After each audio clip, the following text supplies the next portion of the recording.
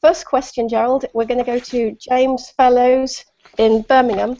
And James is 17 and an illustrator. So, James, could we have your question? Yeah. What do you believe were the fundamentals that made your work in particular stand out amongst mainstream cartoon and satire? Was it the element of truth, like i.e. the sexual explicitness, or the originality? Well, I think when I started, you know, it was a very kind of boring time in cartooning.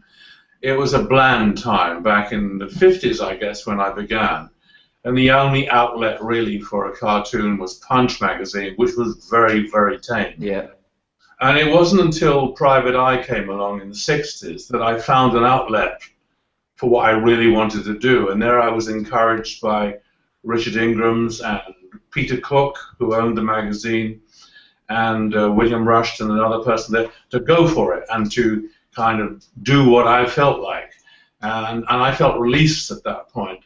And so I was able to draw anything from, you know, nipples to pubic hair or warts or whatever I felt like doing, I could include. And I think at that point people said, you know, you are the first person since Hogarth and Cruikshank and Gilray and all these that's done this since the 18th century. The thing is, and what I'm saying here really is it was such a bland time that when I did these drawings in Private Eye, they caused a sensation. They wouldn't today because, you know, the freedom of expression in the cartoon world is much greater now. But back then in the 50s, it was extraordinary to be able to draw the Queen or the Prime Minister in any explicit way, which I was able to do in Private Eye, encouraged by the whole so-called satire movement.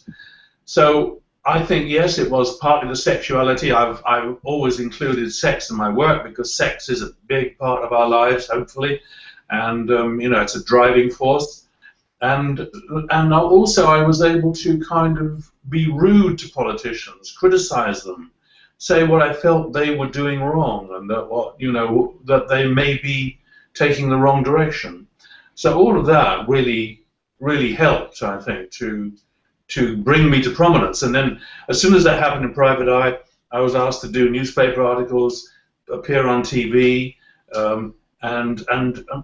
I kind of exploded. It was unbelievable. I didn't know. I was drawing what I just wanted to draw. I didn't know that I was doing anything extraordinary at that point. Okay. Yeah. So could we go, Randy, could we go to you for your first question? Denise first.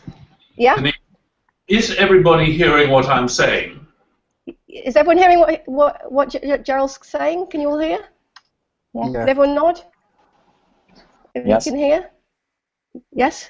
You can, because one of the things I want to say to you all is if I don't say this and when I talk to you individually, the standard of all of your work is extremely high. I was very, very impressed by the standard that you all set, because I do get asked to judge these things, and it freaks from time to time, and they're not always great, and they're not always as high as your standard. So in case I forget to say it to you individually, I think you know, you're all very, very talented, proficient artists.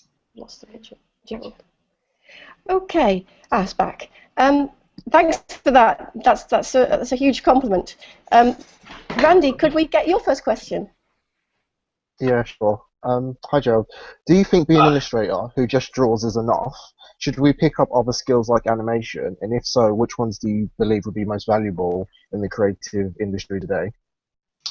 Well, I love your work, and I also loved James before. I should have said to James, you know, how great his caricatures are.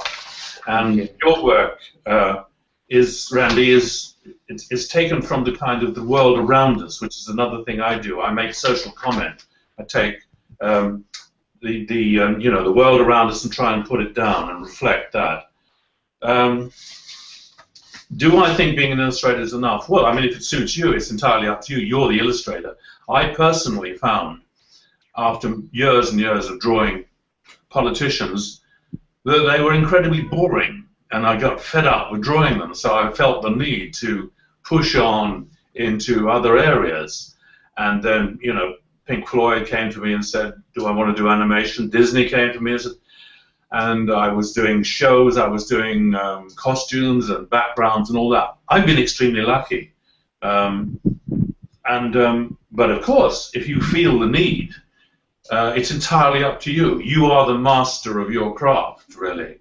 And all I would say is, you know, just work hard at it. I know your point in life, and like it was for me, it's quite tough, really. It's tough, but then you have an exceptional job to do. You are doing something unique, and you hopefully are not going to a boring office 9 to 5. You can, you know, your life is going to be more entertaining than that.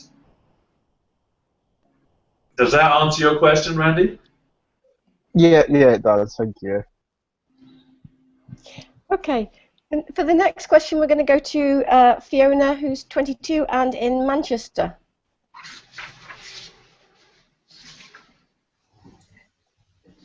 Hello. Hello. Hi. So Gerald, as an illustrator, you're obviously used to working really long hours and meeting really tight deadlines. Do you have any tips or advice to avoid burnout in these situations? Well, I'm 78 now, and I'm still getting up at 6 o'clock in the morning and working, and I love it. I mean, it's just because I know, as I was saying before, I'm so privileged to be doing this job instead of doing a 9 to 5. So I work really hard at it, but I get a lot from it. Any tips for staying awake? Well, all the usual tips, you know, kind of have a cup of tea or something stronger. You know, and in my younger days, I used to kind of do my drawings late at night. I used to work way into the night until 4 o'clock, 5 o'clock in the morning, sometimes right through the night.